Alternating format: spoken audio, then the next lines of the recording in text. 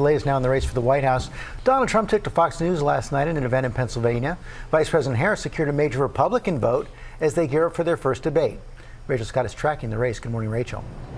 Hey, George, good morning to you. And for the next 5 days, Vice President Kamala Harris will be hunkered down in Pennsylvania preparing for her very first presidential debate against Donald Trump. This morning, the former president dismissing any traditional debate prep, but he is giving a preview of his strategy heading in.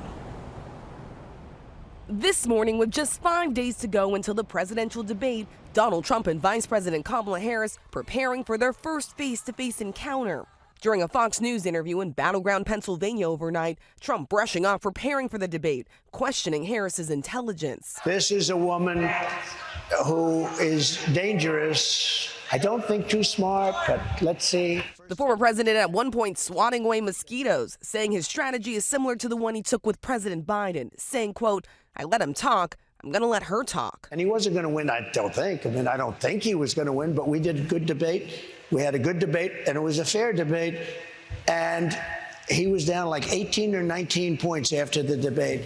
And I hate mosquitoes. Trump insisting he plans to feel it out as the debate goes along.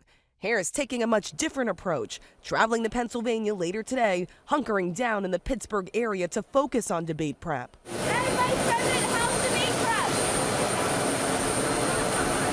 The rules are now set for the 90-minute debate. No opening statements, only closing remarks. And the candidates' microphones will be muted when it's not their turn to speak.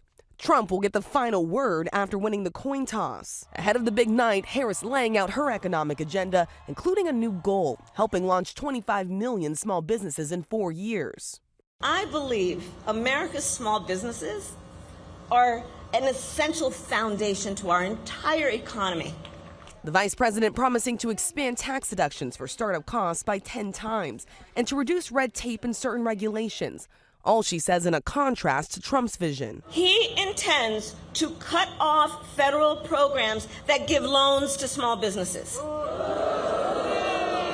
He plans to give billionaires massive tax cuts and to cut corporate taxes by over $1 trillion, even as they pull in record profits. And with some states preparing to kick off early voting in just over 10 days, former Republican Congresswoman Liz Cheney, who served as the vice chair of the January 6th committee, says she's voting for Harris, sending this message to voters in battleground states. As a conservative, as someone who believes in and cares about the Constitution, I have thought deeply about this. And because of the danger that Donald Trump poses, not only am I not voting for Donald Trump, but I will be voting for Kamala Harris. With Harris off the campaign trail, Trump still has a few scheduled events before that big debate. And today, after months of delays, a federal judge will weigh how to move forward in Trump's election interference case surrounding his effort to try to overturn the results of the 2020 election. This is the first scheduled hearing since the Supreme Court granted the former president broad immunity for his official acts as president. Trump will not be there in person and continues to deny any wrongdoing, George. Okay, Rachel, thanks. The debate is Tuesday night. You can see it right here on ABC.